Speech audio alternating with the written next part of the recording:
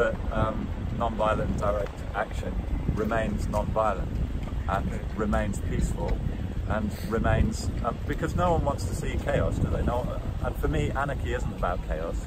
Anarchy simply means non-hierarchy. So, for example, this, although it, as a symbol, it looks like an egg timer, as in time is running out. Yeah. Also, you could look at it as the pyramid turned upside down. Yeah. And that actually, from the living culture that I come from, which is rainbow gatherings, we use a talking stick, which is a symbol of community sovereignty. Okay. So we have individual sovereignty enshrined in human rights, and we've got nation-state sovereignty, but actually we don't have community sovereignty. Not anymore. And that is, for me, the only way out of the situation. Empowered communities saying, you know, we need to regain our rights. That at the moment, all the rights are with the multi-corporations that transcend nation-state boundaries. But are they with the rights of the multi-corporations? Well, with regard to access to opportunities, with regard to finance, with regard to land, all these let's, resources. Let's, for example, narrow the conversation to just climate change. Yeah. Do you think that it's only private entities, or it's private entities primarily that are destroying the environment? I think, for example, if you look at water consumption within the US, domestic households use about 5%. Yeah. If you look at like plastic consumption of the general public, it's minute actually. Like it's 5% of water consumption. When you look at animal agriculture, for example, in America, it's over 50%.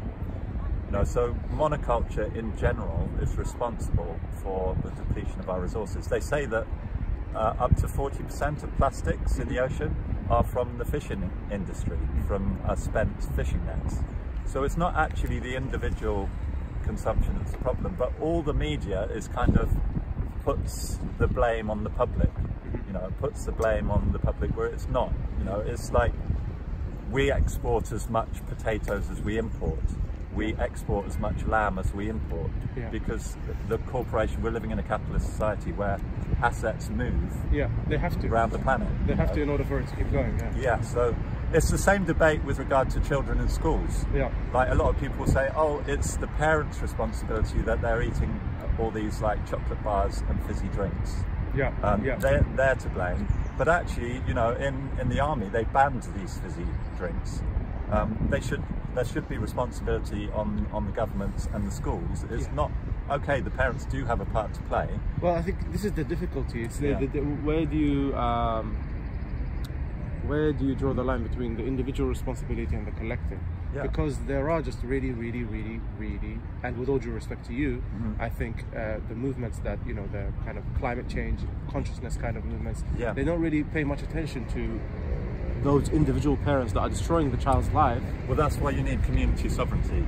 Because in but do you think that will change it so much? I do, because within a living culture at the Rainbow Gatherings, I have experiential awareness of how the checks and balances work.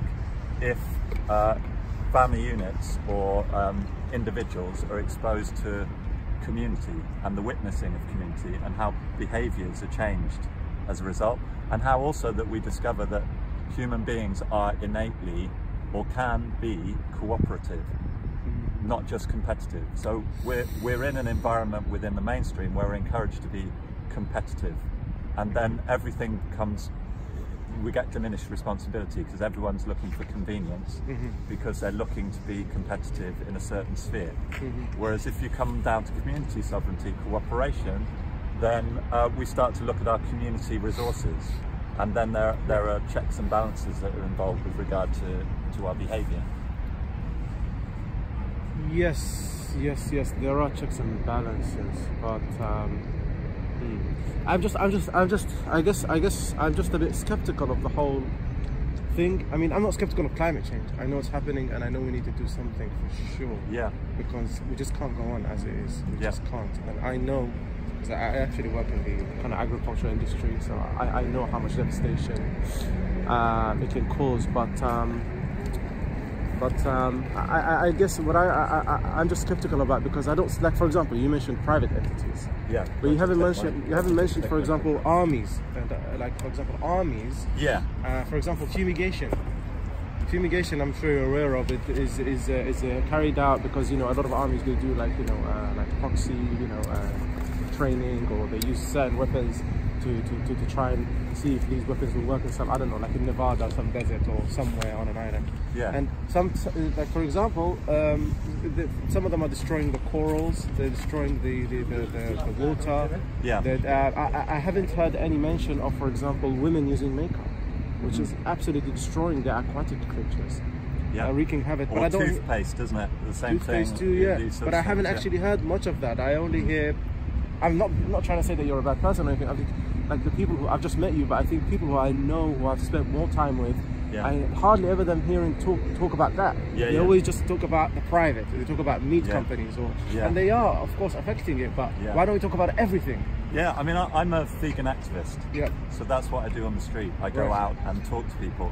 And veganism, you know, people think it's just about diet, but it comes from a lineage that comes from conscientious objectors. So it's a peace movement, and essentially it's saying that a vegan is someone who doesn't want to carry out any unnecessary harm. Right. And there's a recognition in that we cause harm, you know, but that we want to minimize it. Yeah.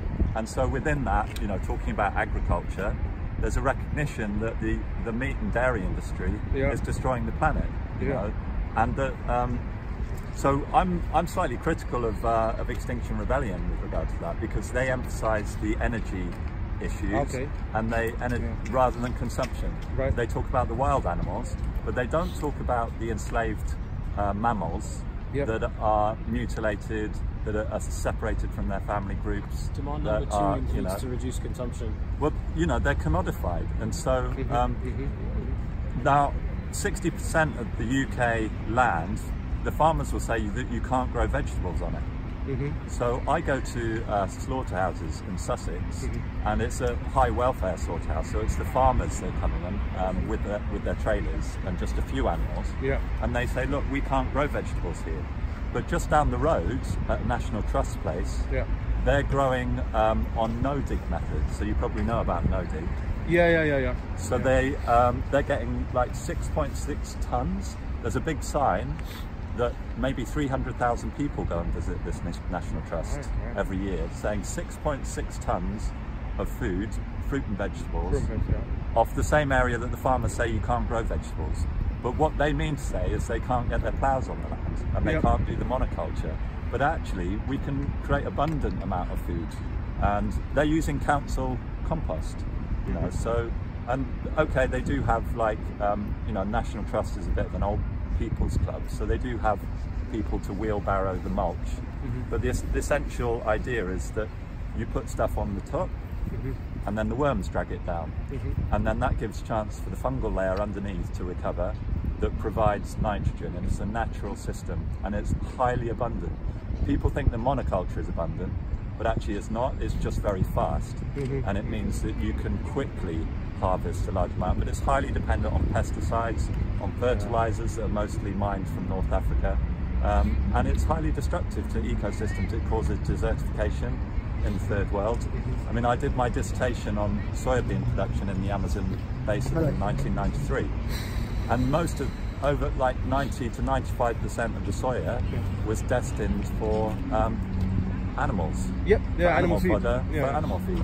So we see how destructive the meat and dairy industry, and for me, the true rebellion is actually not happening out so much out in the streets as happening in domestic households.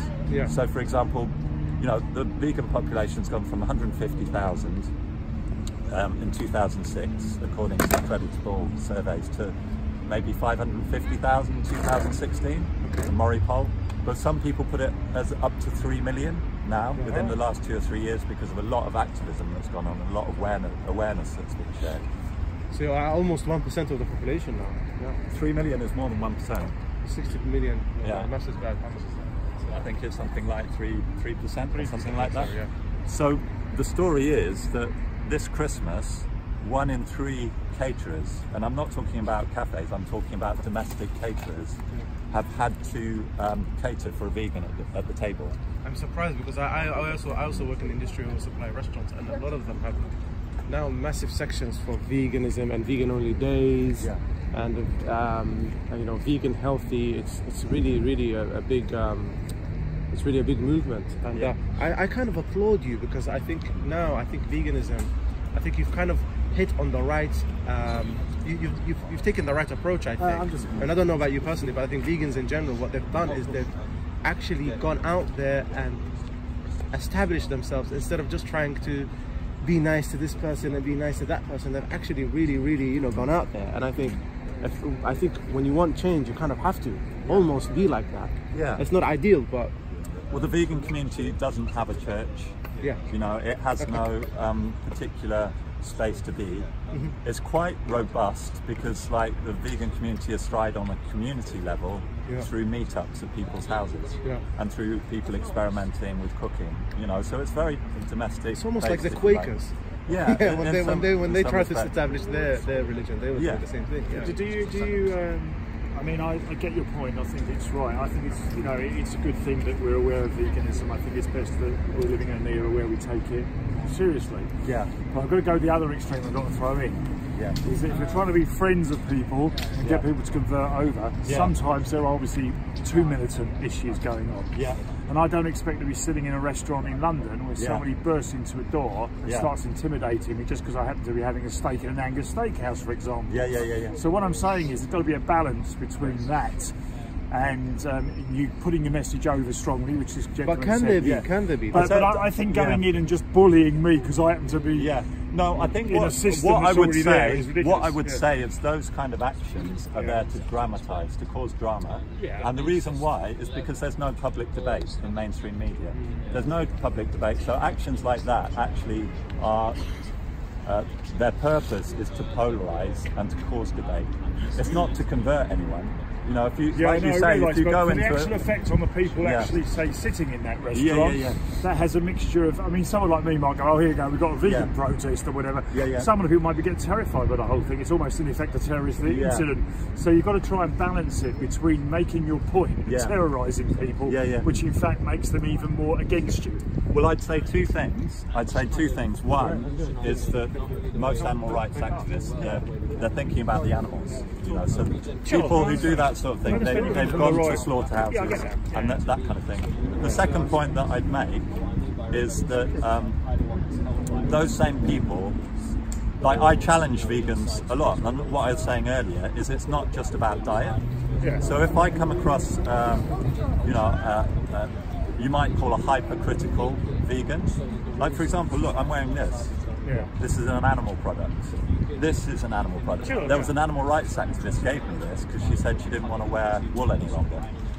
What the first question would be was, who do you work for?